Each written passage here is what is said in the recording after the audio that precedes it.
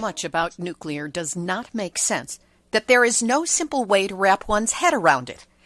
And that's why, when you hear pro-nuclear forces pushing their agenda as so-called clean, green, and sustainable, and watch governments on every level falling for their nonsense and throwing piles of money at the nuclear industry, you know that you have gone through the looking glass, down the rabbit hole, and into the alt universe that keeps on heating up the seat that we all share. Nuclear hot seat, what are those people thinking? Nuclear hot seat, what have those boys been drinking? Nuclear hot seat, the corium is sinking. Our time to act is shrinking, but our activists are linking.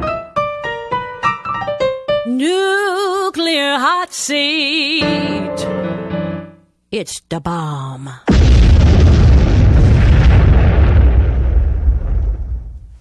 Welcome to Nuclear Hot Seat, the weekly international news magazine keeping you up to date on all things nuclear from a different perspective. My name is Libby Halevi. I am the producer and host, as well as a survivor of the nuclear accident at 3 Mile Island from just 1 mile away. So I know what can happen when those nuclear so-called experts get it wrong. This week, we look back on 2018 through the lens of our most popular feature, Numnutz of the Week. We'll take a stroll through the places where the industry has made boneheaded moves, tone-deaf decisions, exposed downright stupidity, as well as malign intent, and all levels of government careen away from sanity as they try to convince us that nukes are good when they most definitely are not. Today is Tuesday, January 1st, 2019, and here is the Nuclear Hot Seat year-end special, Numnutz of the Year. First, it would not be Nuclear Hot Seat without this week's Nuclear Hot Seat, Nuclear Hot Seat, Nuclear Hot Seat, Numnutz of the Week. Well, Happy New Year from the U.S. Strategic Command, which, under the handle US_Stratcom, tweeted out, Times Square tradition rings in the new year by dropping the big ball. If ever needed, we are ready to drop something much, much bigger. Watch to the end! And included a video of U.S. bombers dropping bombs. Needless to say, this PR nightmare was quickly taken down, though not without many screenshots having been taken. U.S. Stratcom then followed with a tweet that said, Our previous NYE New Year's Eve tweet was in poor taste and does not reflect our values. We apologize. We are dedicated to the security of America and allies. And then quickly followed that with, official Twitter account of U.S. Strategic Command. Peace is our profession. No guys. War is your profession. And you will take every last mother of us out if we try to contradict you. This bracingly honest expose of the true attitude of our military, the first tweet, not the second one, qualifies this as 2019's first Nuclear Hot Seat, Numnutz of the Week. But that's just this week's Numnutz. We've had a full year of them. Admittedly, the line between regular news stories dealing with nuclear issues and Numnutz is often just a matter of how crazy a week was. The whole nuclear industry is an exercise in state-sanctioned insanity, supported by government, the media, academia, and an army of PR pros paid millions to keep the fictions running. After all, there's money at stake, enormous amounts of it, and those who benefit from the financial flow are loath to let a little matter of health, safety, the genetic future of the human race stop them from cashing their checks. Understand that my choices for Numnutz of the Week are arbitrary, though some weeks something so insane happens that even mainstream media picks up on it, like that boneheaded U.S. Strategic Command tweet we started with. Having said that, let's get on with the Nuclear Numnutz Year in Review. We'll start with last January's notable nuclear wake-up call for Hawaii, when an incoming missile from North Korea, this is not a drill, warning, was disseminated on all emergency channels, social media, and broadcast stations. And it was not rescinded for 38 minutes, long enough for residents of that state to experience panic attacks, heart attacks, and the start of post-traumatic stress. Fortunately, there was no nuclear attack. It was just that old nuclear bugaboo, human error. Someone hitting the wrong line on a pull-down menu, the one that warned of an incoming attack but did not include, "This is just a test." But that wasn't the only numbnutsery at Hawaii's Emergency Management Agency. As I got to point out the week after the false alarm, Nuclear Hotseat 344 from January 23, 2018. In the wake of Hawaii's terrifying false alarm on January 13, where the state citizens spent 38 minutes convinced that North Korea was about to land a nuclear weapon on them any second, there have been a lot of tales of hackers, false flags, Trojan horses, and conspiracy theories floated to explain how this happened. After careful examination of all the facts that I can identify as facts, I believe it was something far more terrifying.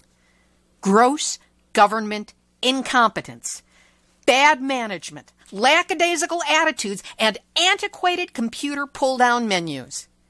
And the ultimate numbnuts in all of this? An Associated Press photo from last July recently surfaced on Twitter. It shows the Hawaiian Emergency Management Agency's operations officer proudly posing in front of computer screens, one of which has a post-it on it that is clearly labeled password with the visible password underneath. So if this was a conspiracy, it was a long-standing one to keep the gross negligence, incompetence, and stupidity of that agency hidden from any kind of authority. Busted! And that's why, Hi EMA, Hawaiian Emergency Management Agency, you are so this week's Nuclear Hot Seat, Numnutz of the Week. We'll cut down on the jingle from here on out. Mainstream media loved to track down notable people who had nothing to do with nuclear so that they could, of course, weigh in with their pro-nuclear opinions as though they were legitimate news sources. Here are two. First, we hear from an old warhorse who just can't seem to live without promoting annihilation of the masses. From Nuclear Hot Seat number 346 and February 6th of 2018.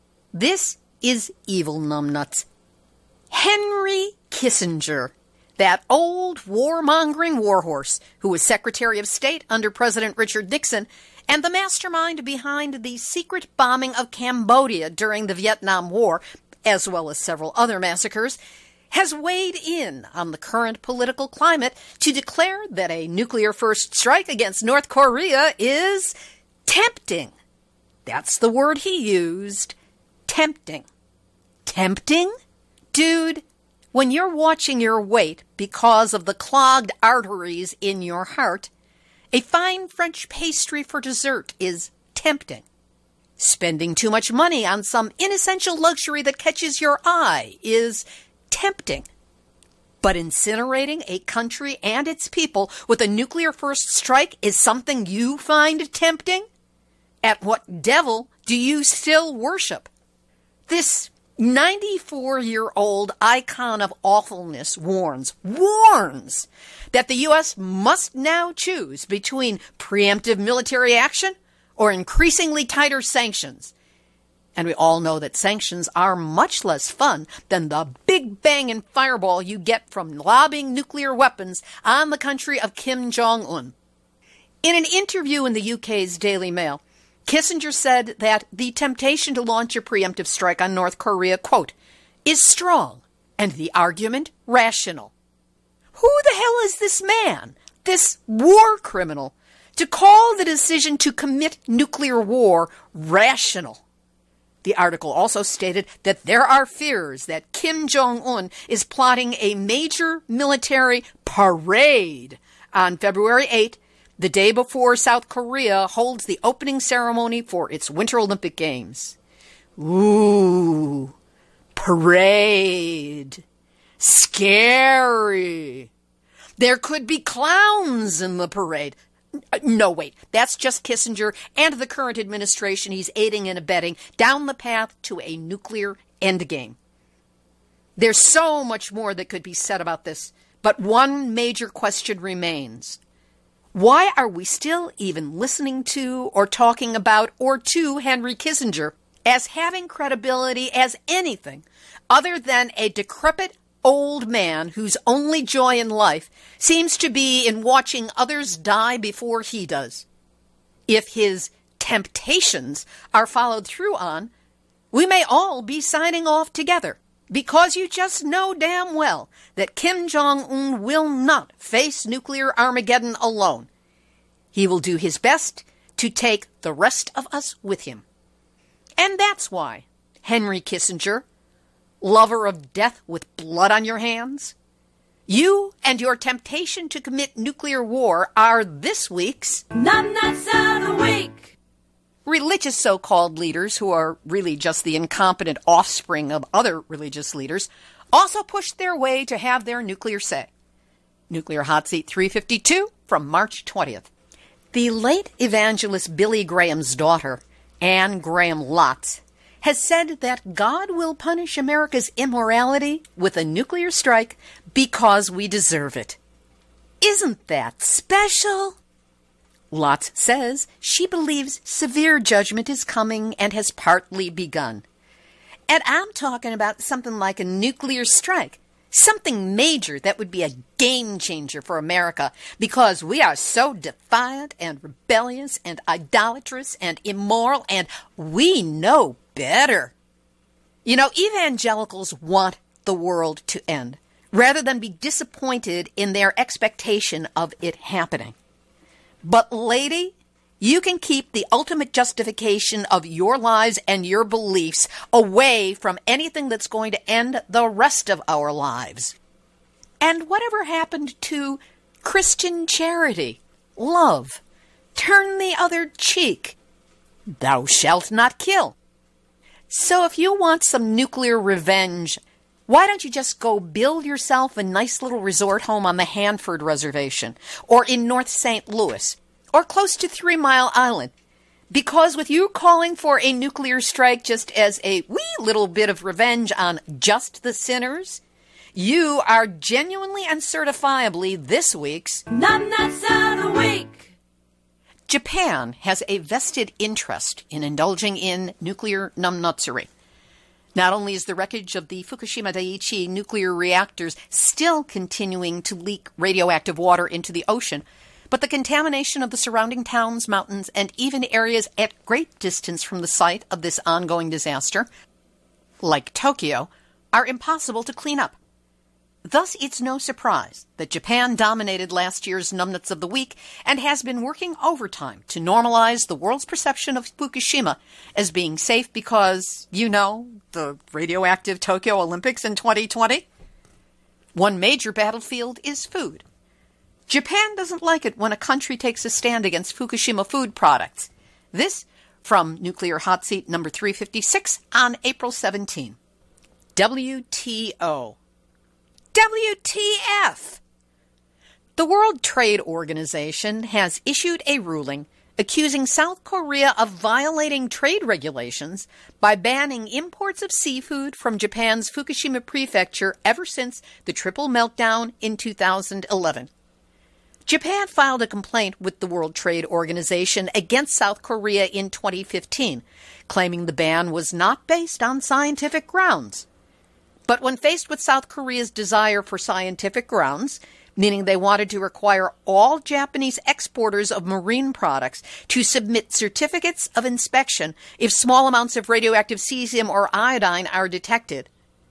When South Korea did that, Japan balked at the testing, calling this demand an effective barrier to fair trade. How about reframing it as an effective barrier to possibly importing radiologically contaminated seafood into a country that does not want it?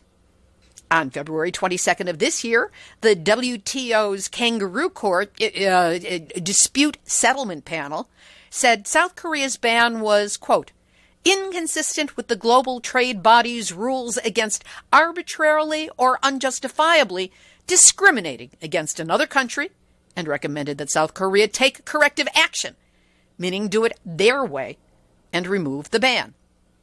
Now, South Korea's government has appealed that ruling. A government spokesperson said on Monday, April 16, the nuclear fallout persists in Japan, and it's our job to make sure the food Koreans eat is safe. The nerve! South Koreans are not pretending. They actually want to make certain the food is really, genuinely safe. That's what Japan is pushing back against.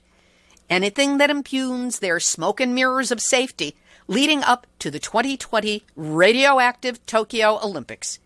And that's why World Trade Organization and your attempt to impose Japan's radioactive will upon the right-minded food protective actions of South Korea, you are this week's Numnutz of the Week.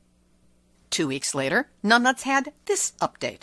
Well, nothing grinds more quickly than the wheels of the world in trying to protect Japan as the 2020 Olympics are going to be upon us in a year and a half.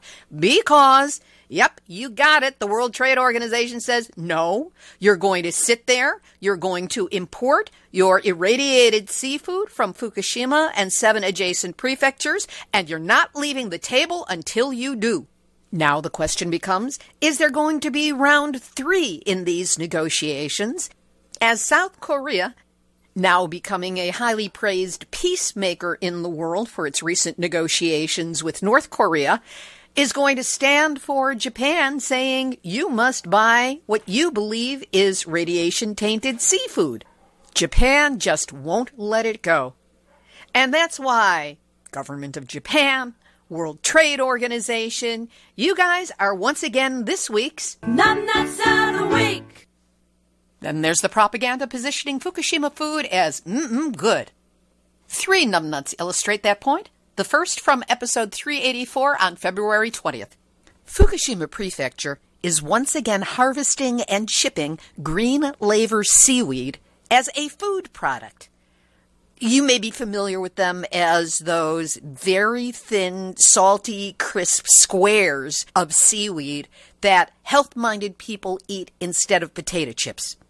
But the test farming area is only 10 kilometers, 6 miles, from the Fukushima meltdown site. This is where 300 to 400 tons of radioactive water still pours through the reactor and into the Pacific Ocean every day. Now, an article in Japan Times cited officials as having said the seaweed had radiation levels far below the safety limit. What they failed to take into account is that there is no safe limit on the amount of radiation a person can be exposed to, and especially if it is internal radiation, which is what you get if you eat the little buggers. According to a National Research Council report released in 2005, any exposure to radiation could lead to cell damage and subsequent cancer. That's an awful lot to deliver for a 99-cent snack. Bet you can't survive just one. And that's why whoever the officials are who are behind this unlabeled for place of origin potentially radioactive snack, you are this week's Numnutz of the Week. How about some self-cooking rice with that seaweed? Episode 383 from October 23rd. In Japan, rice balls are a popular fast food, especially those made by the Honoriya rice ball chain. And what is the secret to their success? Rice grown in Fukushima. That's right, it's chosen for its soft texture, delicious touch of sweetness, with just the tiniest hint of, is that cesium-134 or strontium-90? Now, executives of the chain of 13 stores claim that the blanket radiation checks conducted on Fukushima-grown rice proved that the product is safe. But immediately after the Fukushima disaster began in 2011, Japan raised the amount of allowable radiation in food to 100 becquerels per kilogram.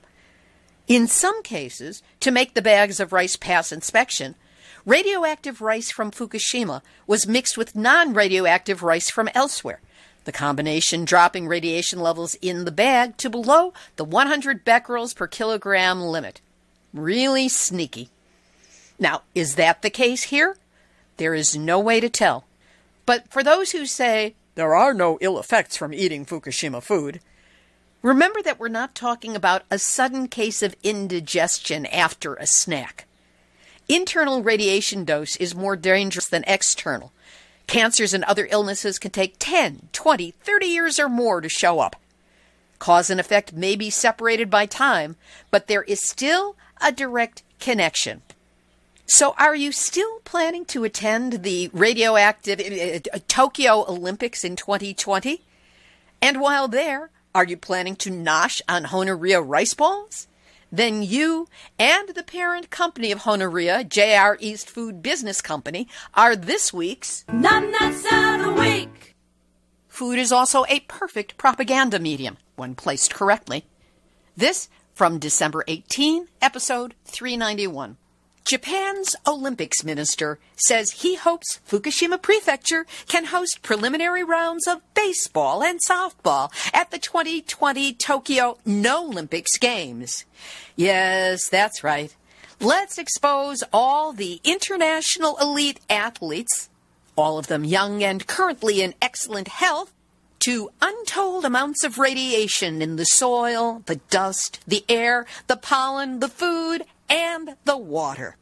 As though that announcement wasn't brain-dead and tone-deaf enough, Minister Toshiaki Endo made his comments on Friday, March 11, the 5th anniversary of the magnitude 9.0 earthquake, followed by the tsunami, all of which worked together to destroy 3 nuclear reactors at Fukushima Daiichi that went into meltdown and started the process of poisoning the earth in a way that's never going to stop. Sane countries around the world that care about the health of their elite young athletes are already considering a total boycott of the Games, as are any tourists who care about their longevity and the ability of their chromosomes to reproduce unmutated offspring. Meanwhile, other prefectures in the Fukushima region are already set to host games at the Rugby World Cup in 2019 and first-round soccer matches in the 2020 Olympics. As is said at the end of the movie Bridge on the River Kwai, madness. Madness.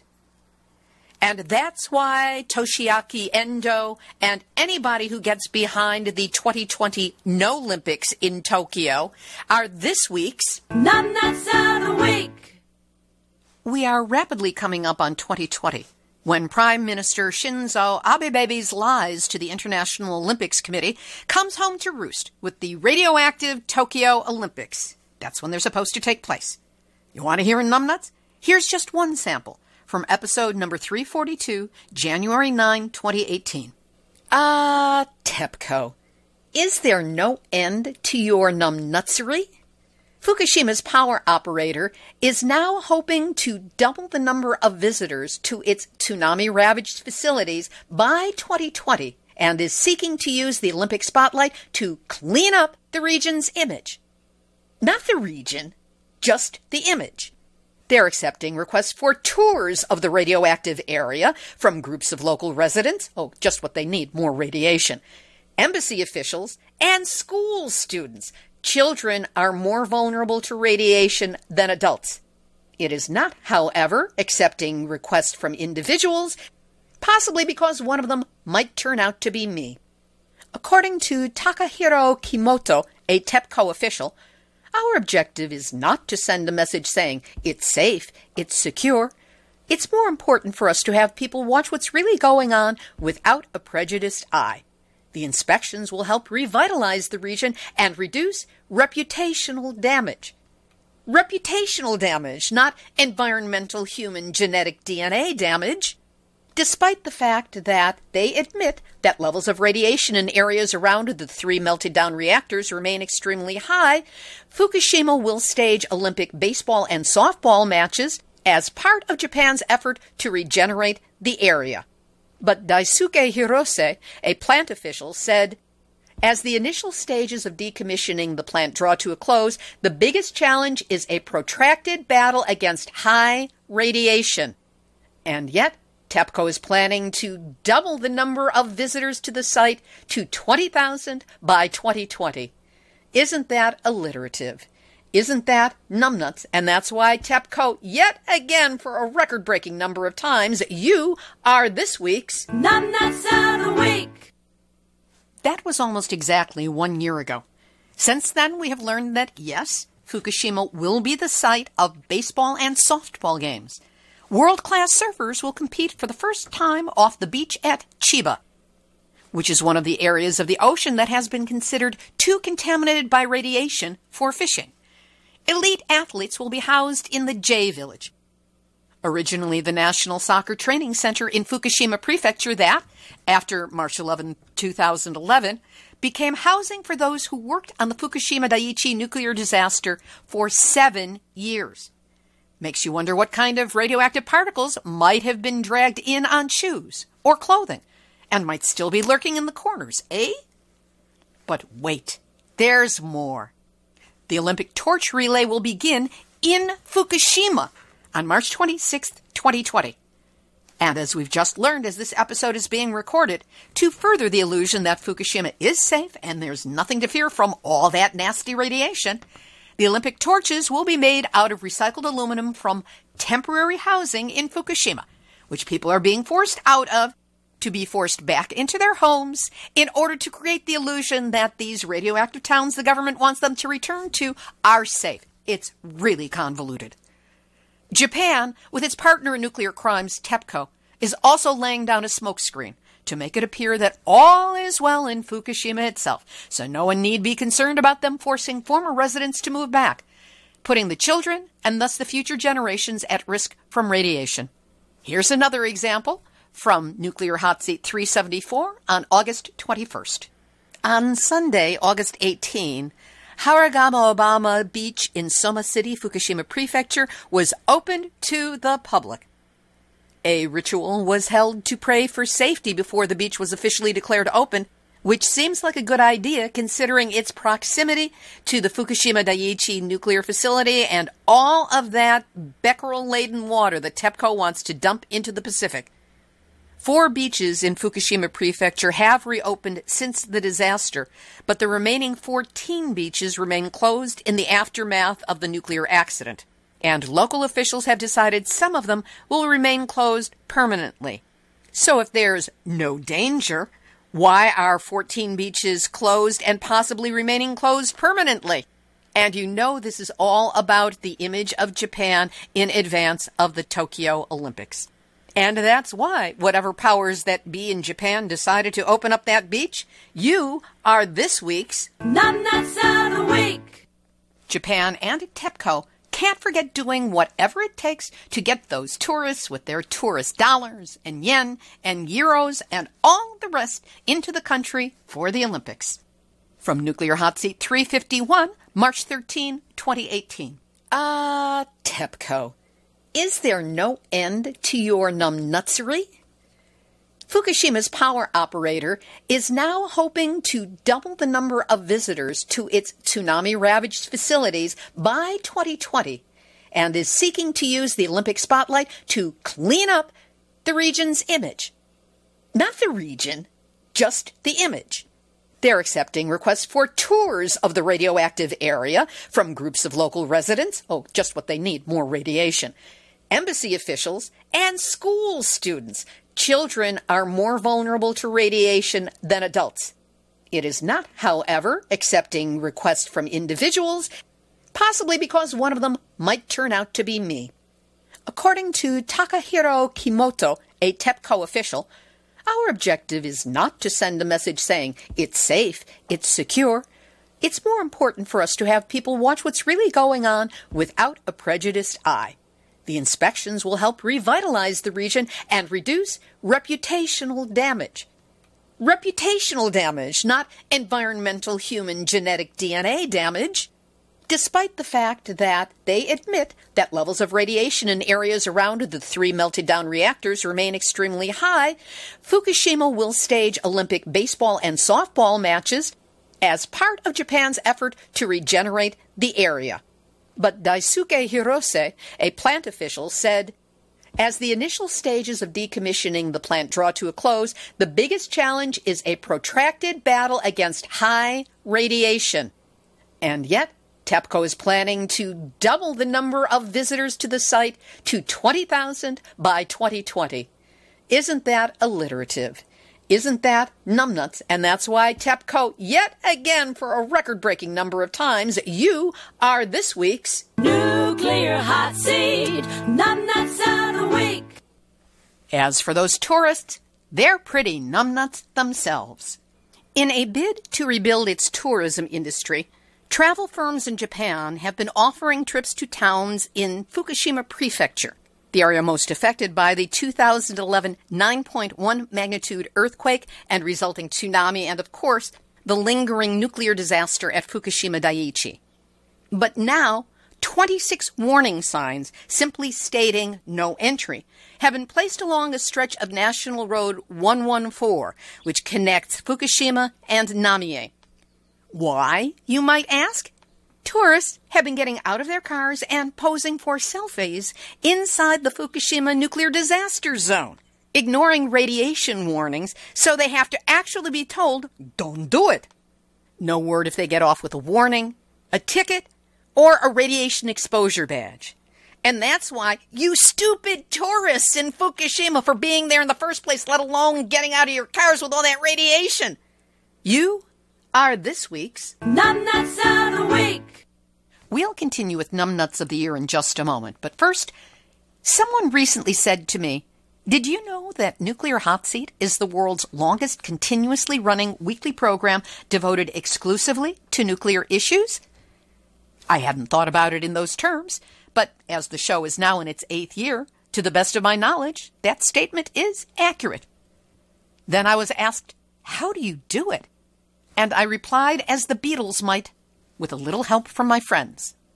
Those friends, meaning you, the listeners, variously provide information, links, tech support when I get hung up on digital problems, a steady stream of atta-girls and info corrections, all of which helps keep me in the full upright position and the show's content on an even keel. Some of you also help with the ever-crucial financial support of the show, which is necessary to keep the website up and running, support services to manage the enormous content, the various digital services and software needed, travel expenses to cover nuclear events, and a whole host of other bills. The bottom line is that in order to keep Nuclear Hotseat up and running, we need your financial support. You've learned to count on Nuclear Hotseat to get into nuclear stories with facts, continuity, and context that you rarely, if ever, get from mainstream media.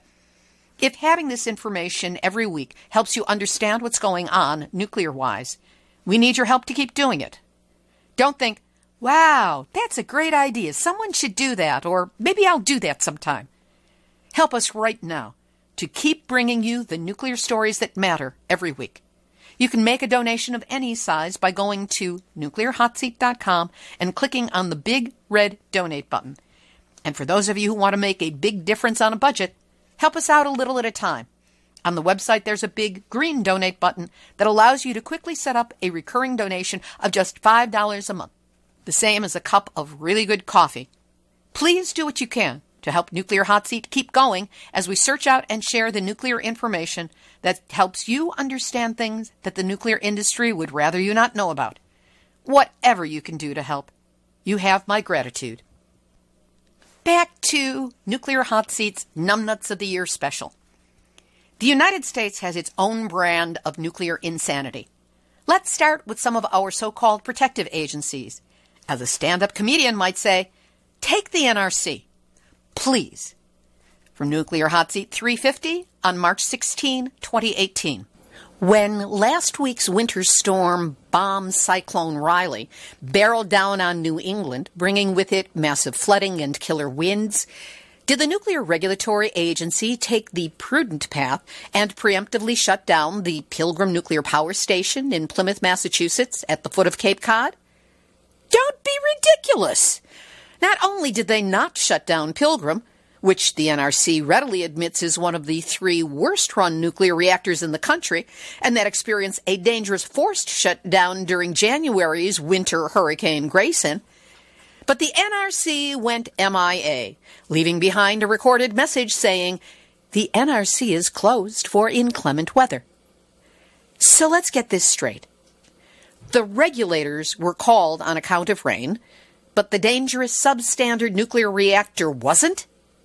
But that meant that the NRC did not have to issue event or status reports about what might be going wrong. Fingers in the ears, eyes closed, la la la la, we can't see it, we can't hear it. No responsibility. Well, you squeaked by on that one by the skin of your teeth, guys. And that's why, once again, the Nuclear Regulatory Commission is this week's Numnutz of the Week.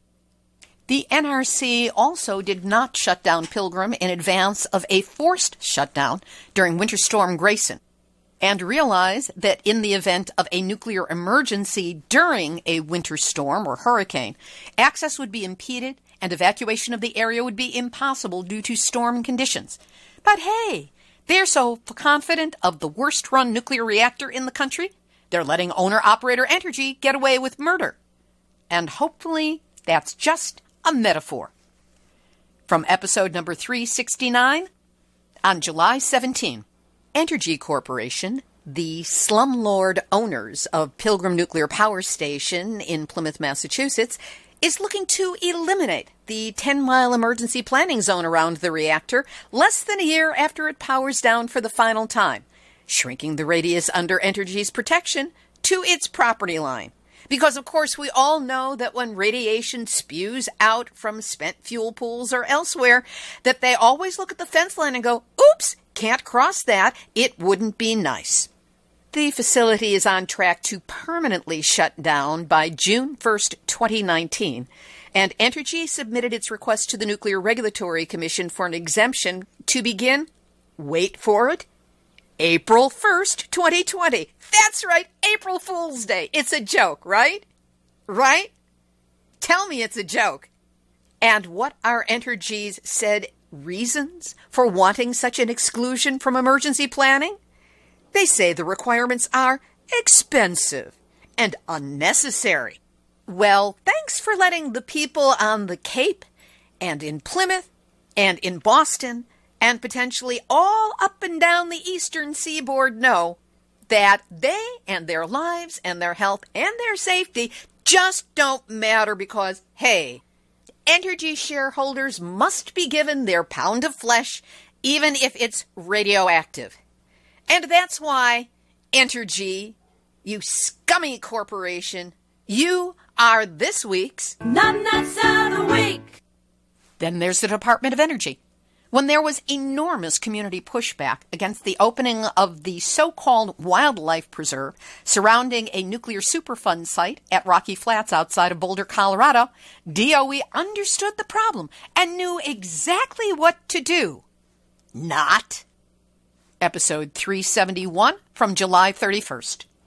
At Rocky Flats near Boulder, Colorado, site of a former atomic weapons manufacturing site known to be radioactively contaminated with plutonium, neighborhood citizen activists and genuine experts continue the pressure against having it opened as a wildlife refuge and a human recreational area. The Department of Energy has had taxpayer money allocated by Congress to continue to clean up any leftover plutonium contamination, and that includes testing the wildlife area for radiation levels. So what has DOE done? First, they gave the U.S. Fish and Wildlife Service $8.3 million of those funds so it can build a visitor center. That's right, folks. Ignore the radiation. Come on down. Now, DOE has taken a bold new step on behalf of people and the environment. They've hired a PR firm to convince communities near Rocky Flats that they are safe from leftover plutonium contamination, and there, Missy, don't worry your pretty little head about it. That's right.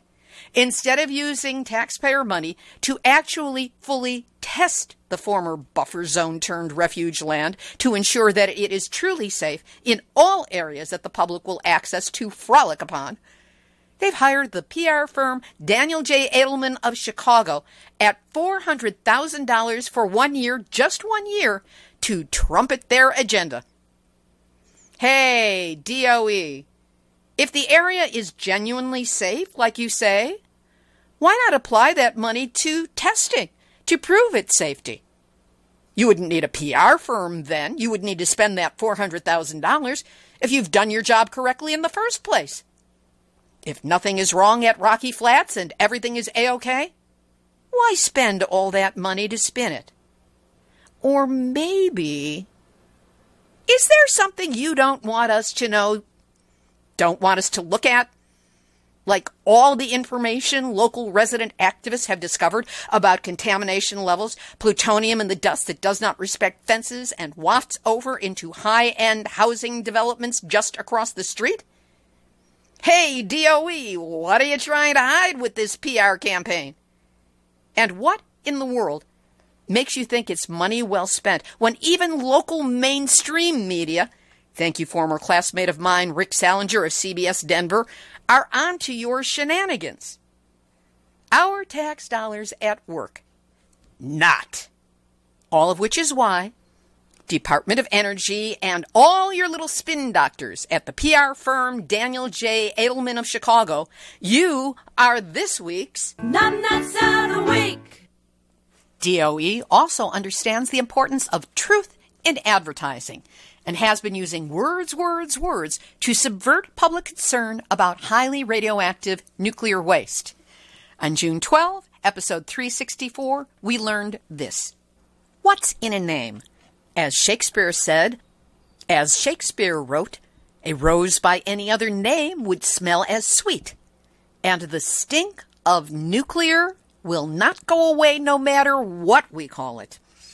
The Department of Energy is seeking public comment on a proposal to relabel, reclassify, rename the Hanford nuclear site's highly radioactive tank waste so that it will not have to comply with the time-consuming requirements of treating and disposing of the remaining waste in a legally compliant and protective manner. Right. Nothing protects us from the dangers of nuclear waste better than a name change. This proposed declassification of some 66,000 gallons of high-level radioactive waste residue and call it, get this, waste incidental to reprocessing, despite the fact that it contains plutonium concentrates 12 to 57 times greater than the plutonium disposal rate set by Department of Energy and the EPA. If they get this reclassification, they will be allowed to dump cement or grout on top of the waste and abandon it in place forever. Grout does not stop radiation from leaking from nuclear waste. And that is why, Department of Energy, you are, once again, this week's Numnutz of the Week. Think you can trust the U.S. military when it comes to nuclear matters? Don't be ridiculous. Not when they're on high alert. Not one, but two stories illustrate this particular aspect of nuclear numbnutsery. First, from Nuclear Hotseat 362 on May 29th. As if the international nuclear warhead dance between Kim Jong-un and Donald Trump, they're meeting, they're not meeting, they're meeting, they're not meeting, sister, daughter, As if that's not scary enough, now comes word that Air Force records obtained by the Associated Press show that service members entrusted with guarding nuclear missiles bought, distributed, and used the hallucinogen LSD as well as other mind-altering illegal drugs. The service members accused of involvement in what is being called the LSD ring were from the 90th Missile Wing, which operates 1/3 of the 400 Minuteman III missiles that stand on alert 24/7 in underground silos scattered across the northern Great Plains. Ooh, look at that pretty switch and all those blinking colors. Documents obtained by the AP over the past 2 years through the Freedom of Information Act tell a tale of off-duty use of LSD, cocaine, and other drugs in 2015 and 2016 by airmen who were supposed to be held to strict behavioral standards because of their role in securing the nuclear weapons. How did they manage under the influence? Airman First Class Tommy N. Ashworth said, "I felt paranoia, panic for hours after taking a hit of acid." Airman Basic Kyle S. Morrison acknowledged at his court-martial that under the influence of LSD, he could not have responded if recalled to duty in a nuclear security emergency.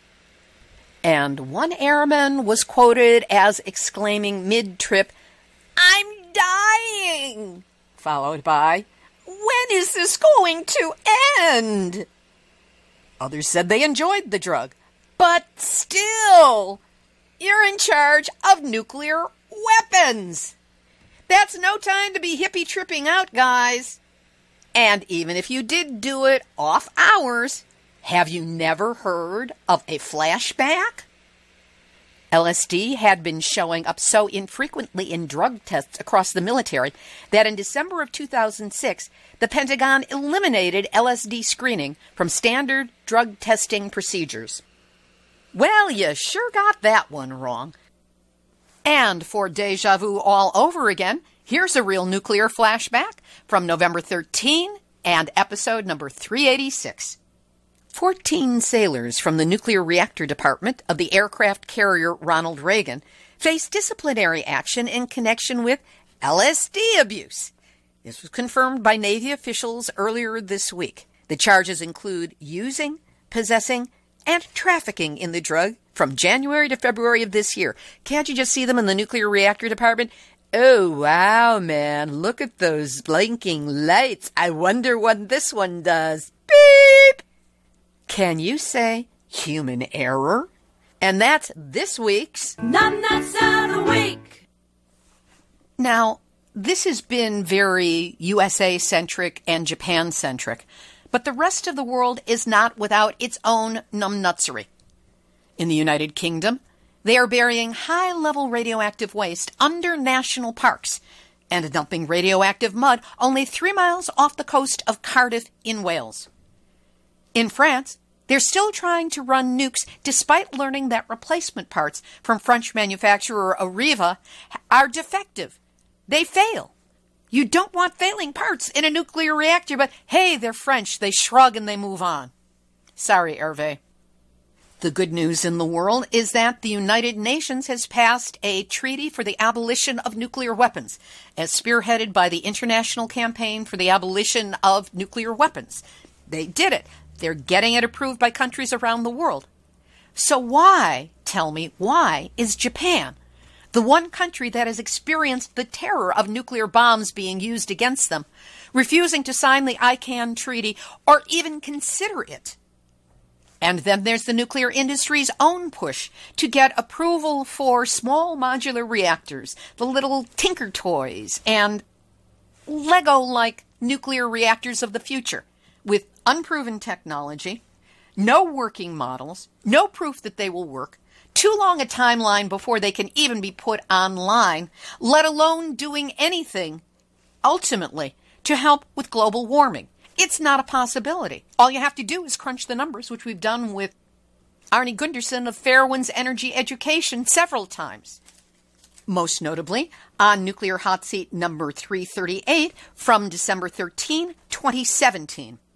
So with all the myriad reasons for not allowing nuclear to move forward and for us to really put pedal to the metal to figure out how to clean up the mess that has already been started, now is the perfect time to let you know about this year's Numnutz of the Year from Nuclear Hotseat for 2018. And it is, in truth, the majority of most week's Nuclear Hotseat can be labeled Numnutz, as this is a technology and an industry that in most times seems like it's run by the inmates of the asylum. Which leads us to Numnutz of the Year.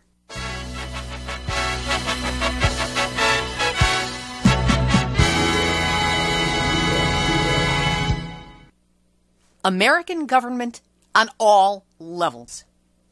From small towns looking for lots of jobs and a tax base, to a national defense policy built on bombs, bombs, and more bombs, the amount of our government's nuclear ignorance, boneheadedness, and short-sightedness boggles the imagination. State governments, including New York, Illinois, and now Connecticut, are granting huge subsidies which are meant to promote genuinely clean, green, renewable energy sources like solar and wind. They're giving it to nuclear to shore up failing, aging, decrepit nuclear reactors under the lie that these disasters in waiting are carbon neutral, which they are not when you look at their dirty radioactive footprint from uranium mining to manufacture and transport to building reactors, decommissioning reactors, and WTF are they supposed to do about the high-level radioactive waste that's left over? You know, I always thought that in capitalism, if a company or enterprise could not manage to keep itself afloat financially, it declared bankruptcy, went under, and made way for the next technology. Industries and companies do have a life cycle, you know. I mean, think what it would have been like if, in the wake of the automobile revolution, our government had decided to underwrite the buggy whip industry.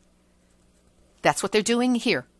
Underwriting a dangerous, dirty, outmoded energy generation system that has the potential to poison us all.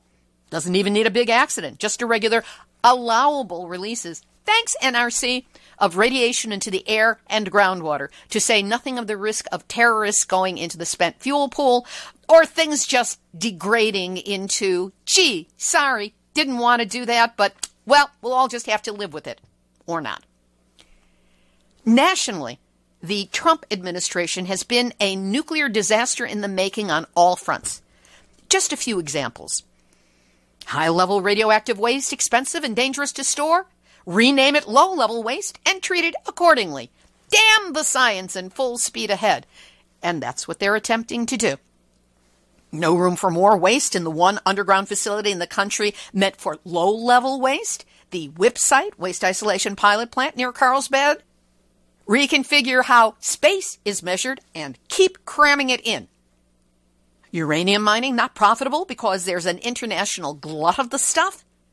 Smack foreign uranium imports with a heavy tariff, artificially inflating uranium prices here in the U.S., and then auction off big chunks of Bear Ears and Escalante national monuments to uranium mining and fracking interests. I mean, all that land was just sitting there doing nothing. What's the big deal? And for reasons too insane to figure out, withdraw from the Intermediate Range Nuclear Forces Treaty, the INF, a 1987 agreement between the United States and the Soviet Union, which eliminated both countries' intermediate-range and shorter-range missiles, a Reagan-Gorbachev brokered agreement, the loss of which makes the world significantly less safe. And as the pressure mounts on Donald Trump, with a Democratic majority in the House of Representatives just about to be seated, the Mueller investigation about to reveal its findings, and the pressure on the president mounting, remember, he's still the only person in the world with unlimited, uncontested, unilateral ability to launch a nuclear bomb anywhere in the world, at any time, and no one can legally stop him.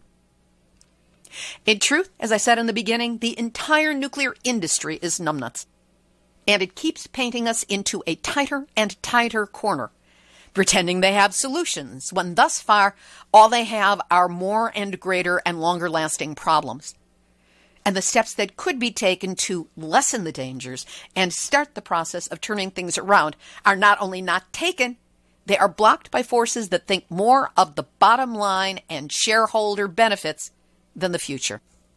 So governments of the United States on all levels, from city to state to federal, you who support nuclear, shore up this deserves to die industry, ignore the consequences, and pretend that everything is A-OK, you are this year's and every year's Nuclear Hot Seat Numnutz of the Year.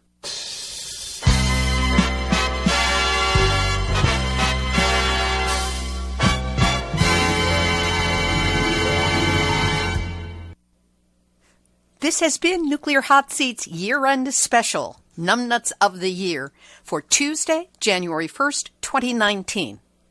A big shout-out to all of you who help make Nuclear Hot Seat happen every week throughout the year.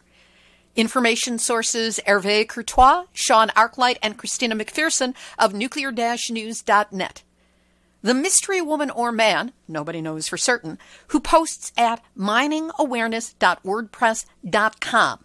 It's not just awareness of mining, like uranium mining, but it's about digging into information and coming to awareness. It's an excellent footnoted source, and if you haven't subscribed to their daily email, you're missing a lot of great information. I want to thank Erica Gray for posting the NRC accident reports and giving us perspective on it. Nancy Faust and Simply Info for explaining tech and especially Fukushima tech so that normal people can understand what it means. Beverly Finlay Kaneko for her invaluable assistance and actual partnership in putting together Voices from Japan every year for the Fukushima anniversary. To all of the activists around the world who are battling wherever they are against the nuclear insanity in their own backyards. Listeners who regularly send me reports, updates, links, and story ideas. I don't have your permission to use your names here, but you know who you are. The terrific crew that posts Nuclear Hot Seat on Facebook every week and keeps me out of Facebook jail, coordinated by Tara Johnson Douglas. We're always looking for people to help expand our reach, so if you'd like to join them, they're a great group of people. Let me know by email, info@nuclearhotseat.com. It will only take you a few minutes once a week, and it will be a great help to me. I'm also looking to expand our social media presence, so if you can help get Nuclear Hot Seat on Twitter, Snapchat, or any of the other platforms, send me that email and let's talk. And a special thanks to all of you who donate to help support the show. Be it an occasional donation, one-time help, or a $5 monthly donation, you're the ones who keep the gas in the engine and oil in the rest of it so that Nuclear Hot Seat continues to work. Without your help, we would not be here every week. My goal this year, expand our network of community broadcast stations. So if you know of one in your community that might be interested in carrying Nuclear Hot Seat, send me an email at info@nuclearhotseat.com and I'll follow through with them. Theme music was written by me, but my deep thanks to the professional musicians who brought it to life. It was sung by Marilee Weber. She also did the arrangement. The accompaniment was by John Barnard, and it was recorded at Winslow Court Studio in Hollywood. And remember, if you have a story lead, a hot tip, a suggestion of someone to interview, or wish to join our ever-expanding group of people who help us get Nuclear Hot Seat into the world, send an email to info@nuclearhotseat.com. We are copyright 2019, Libby Halevi and Heartistry Communications. All rights reserved, but fair use allowed as long as proper attribution is provided. And if you appreciate weekly verifiable news updates about nuclear issues around the world, delivered with as much humor as possible, take a moment to send a donation to nuclearhotseat.com. This is Libby Halevi of Heartistry Communications, the heart of the art of communicating, reminding you once again that, as Margaret Mead said, never doubt that a small group of thoughtful, committed citizens can change the world. Indeed, it's the only thing that ever has. There you go. You have just had your nuclear wake-up call.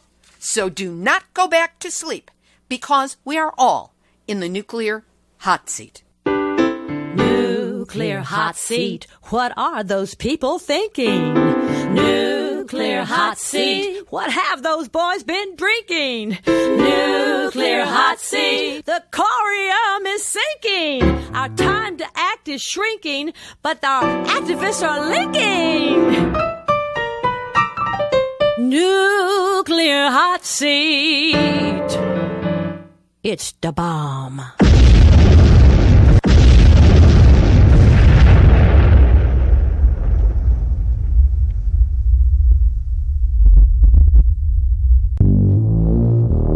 Question everything.